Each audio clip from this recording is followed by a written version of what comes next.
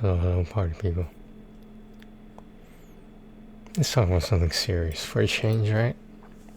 It's not all jokes and fun on this channel.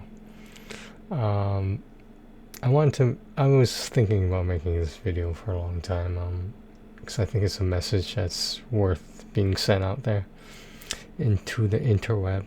Um, so this is what it was like growing up with a disabled parent. First, we have to go way back far.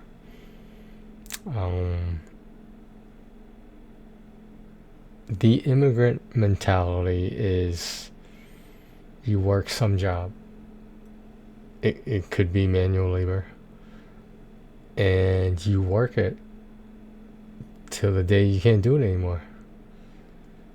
And back in a time where my father was the disabled parent in question, they didn't care about hearing loss back then. There was no hearing protection. There was no, it was whatever happened. And I'm sure it's happened to an extent to other people that my dad used to work with. There's probably some people there who didn't care about hearing protection until it was, borderline too late. What do I mean by too late? Let's just say the damage was already done. And obviously this progressively got worse over the years. For those of you that don't know, I was born in 1984, I guess, around like the 70s and 80s before I was born. That's just the way you did things. You worked a job that you could find. Nothing was under the table. There's nothing sketchy going on. It was all by the books. And the reason being was because, as his employer, they could get away with paying my father the same amount of money no matter what cost of living went up, etc. Because I don't know if this is true, but they knew he couldn't go anywhere else. He couldn't work anywhere else. So as the hearing loss set in, like I said, it got progressively worse, and it got to the point where none of us could have a normal conversation with him. I will argue that even when he had less hearing loss, no one could have a normal conversation with him. The immigrant mentality, again referring to that, is that you work that job, no matter how miserable and tiring it is, and you just keep doing it. You sacrifice a lot of things just to get money to put food on the table. And growing up, maybe this is a racial thing, but I never played catch with my father. I never really learned how to ride a bike from him. He started to teach me, but then I guess he got too tired or something. I'm not exactly sure. All I know is I fell down many times not having pads or a helmet or whatever until I figured out how to ride that bike. And it was less rewarding because I couldn't share that accomplishment with anyone. I wouldn't say it was less rewarding. I would say it was more lonesome that I didn't have anyone to celebrate with, that I accomplished this feat, which was a big deal, I guess, when I was a kid. I don't know. Um, but yeah, as an immigrant, you that's what you're supposed to do. You're supposed to be serious all the time. Um, you're supposed to have the final say in everything. You're supposed to have the ability to put your foot down on certain things. And he always had the first and the last word on things. And was that because he was an Asian male who came from a traditional Asian family and whatnot? I don't know the details about my father's upbringing, but I know that I think extended relatives raised him. I'm not exactly sure what happened to his parents, my grandparents on his side of the family. I don't think anyone's really sure. Obviously, he doesn't talk about it a lot. So just to give a little history, when I came back from the debacle of dealing with my personal issues and whatnot, I think this was obviously after Vegas, and it was during a time where I didn't want to do anything. I just wanted to recover. And there were times when I think some of the stuff I went through was not recoverable from. But that doesn't mean I didn't try. So one of the things my father mentioned to me, basically it's a one-sided conversation. I'm just nodding there, yes or no, or shrugging my shoulders, whatever. That's how we communicated before Google Translate, before all that stuff, before technology. And he was wondering if he could collect workers' compensation. He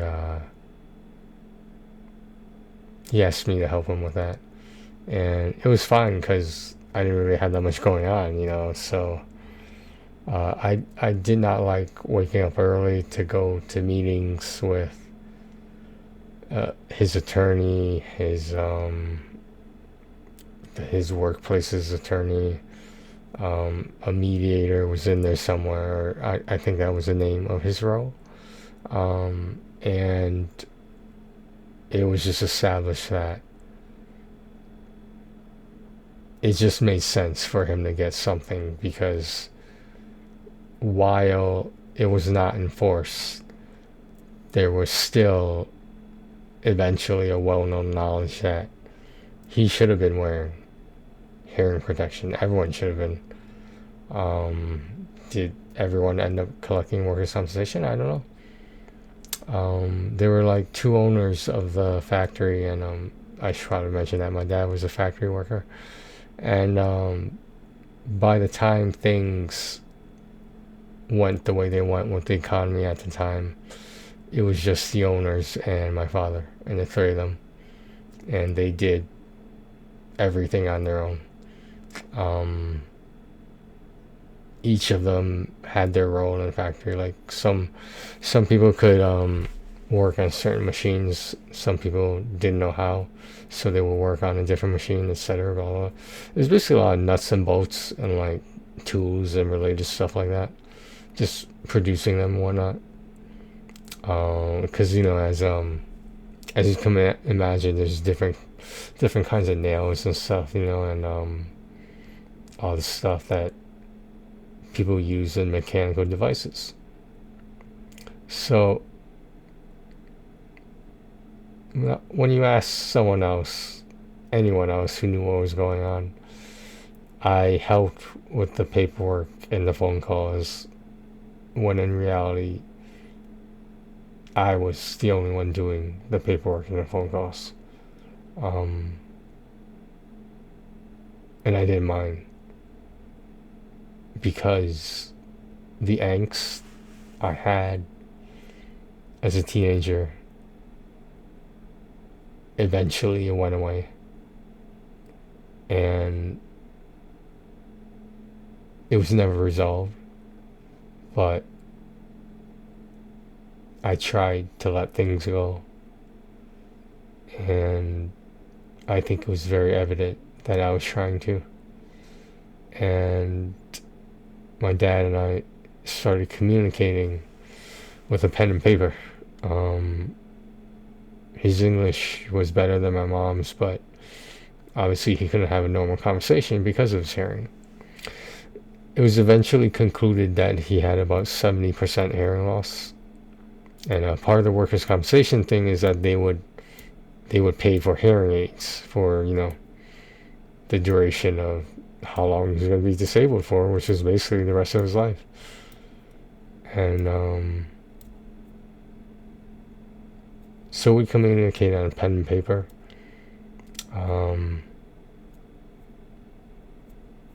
Eventually we talked about everyday stuff. Now, I'd be lying if I didn't say that sometimes it feels like both my parents only talk to me when they need help with something. And I'm not saying there's anything wrong with that. I'm saying again what I've always been saying. If I had someone to talk normally with, to confide in, my entire life would be different. I would hope for the better. But, back then, people didn't believe in like things like therapy as much. Only people with really bad circumstances and symptoms, they were the only ones prescribed medication until this whole ADD, ADHD thing happened, and like people were just like, let's just throw some medicine at it and hope it works. I mean, like, I'm making light of it, but like essentially that's the way I look at it. In my opinion, my dad's 70% hearing loss was more like 90%. I'm not a doctor. I'm not a ear, nose, and throat doctor or whatever. But it was definitely a lot worse than 70%. If that was 70%, I can only imagine what 90% must be like. Or even in total, would 100% be being deaf completely, I would assume. Well, yeah, I don't want to say I missed out on a lot of stuff growing up. You can't miss out on something you never had. Right? And that's what I tell myself, at least. So, nevertheless, the factory was willing to work with my father, and he basically got everything he asked for, and it wasn't anything outrageous. It was basic, like, this is how much workers' compensation pays at the time, blah blah blah, and it wasn't a big deal. I would usually go with him to his like hearing aid checkup thing with the ear, nose, and throat doctor. And there were times where I had to translate. There were times I had to write a lot of stuff on a piece of paper. And it just got to the point where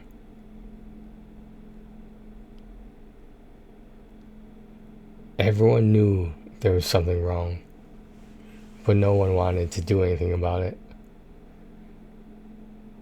And it took me a long time to realize that it wasn't that my father didn't want to do anything about whatever. anything that requires English, hearing, whatever. It was that he never had someone to help him. So there's a certain person in this little in this unit of this household, right? This person does not believe my father has, I don't know how to phrase it. He thinks the lack of education that my father has had, that he was not knowledgeable in certain things, like things he did every day at work. And the thing that I never shared with that many people at all, one day he was messing around with something in the garage or the back of the house, whatever, and there was these pieces of paper on this little like bookshelf thing, and I was wondering, hey, what's this? Like, is this something I left somewhere? He was just returning it to me. I looked at it and it was notes. It was plans for how to like do stuff, like to fix something. I forget what it was, but like he might have been building something as well. I'm not exactly sure. But what I did see was I saw mathematical formulas on those papers. I saw angles. I saw how to get the area of a triangle with half the base times height. And for this person to think that just because you don't have a GED or a high school diploma, you don't know anything, is a very closed-minded way of looking at things. I'm not saying I'm completely open-minded. I understand where this person's angst comes from, that they never grew out of. Sometimes I question if I fully grew out of it. But the point is that intelligence is not always book smarts. Some people consider street smarts to be intelligence. Some people consider how well you are with working with your hands to be a form of intelligence, like tactile intelligence. And I didn't know, and I still don't know how to get that message across to this person, that I don't want to say like he like doesn't respect, that this person doesn't respect my father or something like that. But if there was a time to give him credit for something, at least from this one person, he never really offered it. He never considered it. He didn't even entertain the idea that intelligence can come in many forms. And just because you didn't go to university, you might not even graduate high school. This is a stereotypical immigrant back in the day, and this was a common thing. And where did my father end up working usually? Not in the factory. He started out as a cook in a Chinese restaurant. So there you have it. But growing up with them, I feel like we never really joked around about anything. We never really communicated on a level that, the stereotypical suburban father and son would communicate like rather. We never had certain conversations that we probably should have had, and people are like that doesn't stop you from having those now. It's kind of hard when the hearing aids you're supposed to be wearing all the time, he only wears when he wants to. So that sort of indicates to the rest of us that if he doesn't have them on, he probably doesn't want to talk to anyone. And he's entitled to that. I mean, if I didn't talk to anyone, I wouldn't talk to anyone. But the point is, it wouldn't last. It wouldn't last for years and decades, possibly. But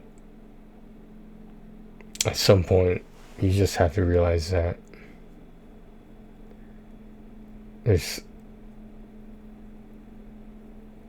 you have to make do with what you have. And I'm not saying you have to settle or something like that, but if there's no way of changing things, then you have to adapt to things. And if you never let go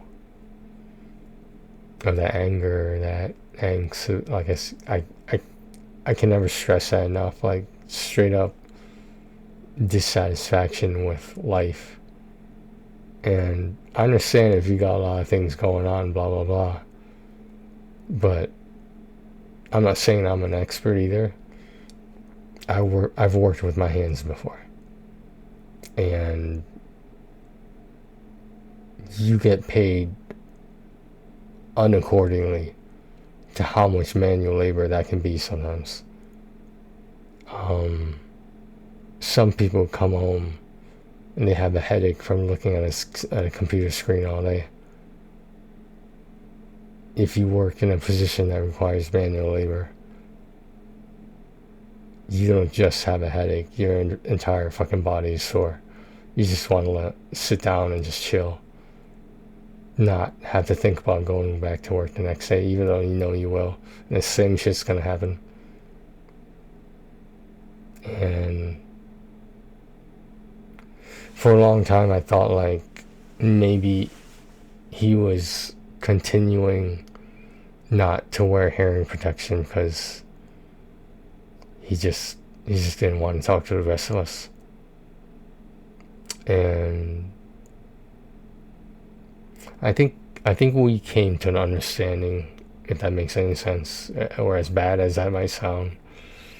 We came to an understanding that at the end of the day, I think we both realized that this is the only family we have. You don't get to pick who the members of your family are. You're unable to control that. So I don't want to say you have to make do, but I want to say that there's times when you just have to let certain stuff go. And it's hard. I'm not gonna lie. Are there times where I still think about things that happened the way they shouldn't have happened? Of course. Do I hold a grudge about it? I try not to. But at the end of the day, I had a very different upbringing than a lot of other people out there. And I'm not saying that was a bad thing or that that explains everything that, quote unquote went wrong in my life. I will say it probably didn't help, but I guess it was a mutual understanding that no matter how much we might not get along with someone, when there needs to be a call to action, you can't just ignore it and hope someone else is going to figure something out. Because, let me put it this way. This is something I was telling Shadow the other day. my anime cohort. I was telling them, it was actually today, but yesterday, because it's like fucking like 4 a.m. right now, 3:30 a.m. One of the many things, or anything in your life that you lose, if you lose that thing in your life, you can never get them back again. And that's your parents. When your parents are gone, it's obviously it's forever. And I don't think there's people who realize how difficult things are going to be. But they're gonna see. I discuss this with my mom, who's relatively normal, who her English is not as good, but again, we work with what we can, and she agreed with me that if the both of them aren't around, or just one of them lives longer than the other, either way, it's not going to be easy. And I don't think it's a good idea to be banking on the notion that, oh, we'll figure it out.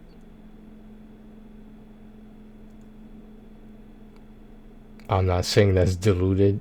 I'm saying that's easy for you to say. But let me put it this way. It's one thing to have lived on your own. It's another thing to live with someone else. Especially someone you're romantically involved with. Because you learn a lot. You learn the value of money. You learn responsibility. And like, I feel like some people who haven't had certain experiences in their life, as I told my mom, they're going to see how easy things are.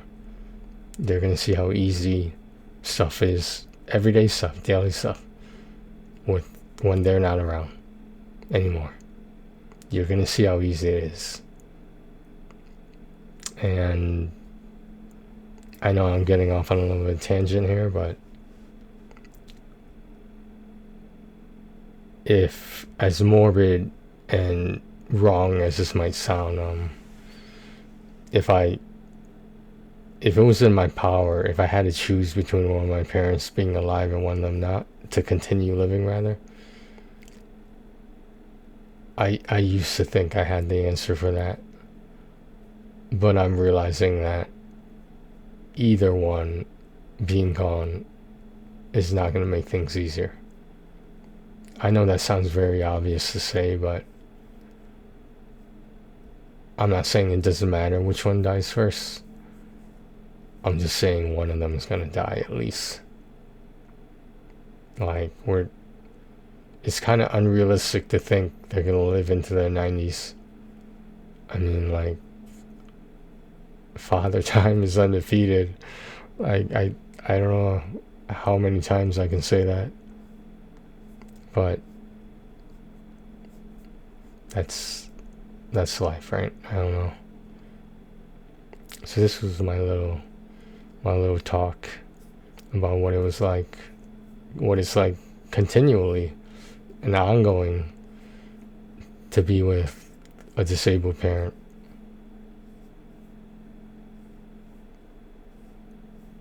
But in all fairness, my father had less of a problem with me moving out.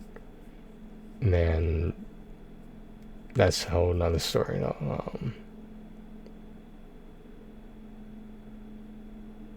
But I'll never find out. I'll never find out the whole answer, the answer behind everything that happened with that conversation. And the fact of the matter is, it doesn't matter. Of course, the outcome would matter, but the results of whether I moved out or stayed here Like, what would have changed? I'll never know. But I do know what it's like, how hard it can be to grow up with a disabled parent. Especially when they were just doing what they were taught. You work your ass off, you have kids, and you retire. I mean, it's not a bad life, but it doesn't get much simpler than that. And not that the whole notion of the lives of my parents were simple. It was that there's a lot of stuff that Americanized people consider and take for granted of what they have. And they don't realize that it must be nice to be able to talk to both your parents. Take care of yourselves and each other, guys.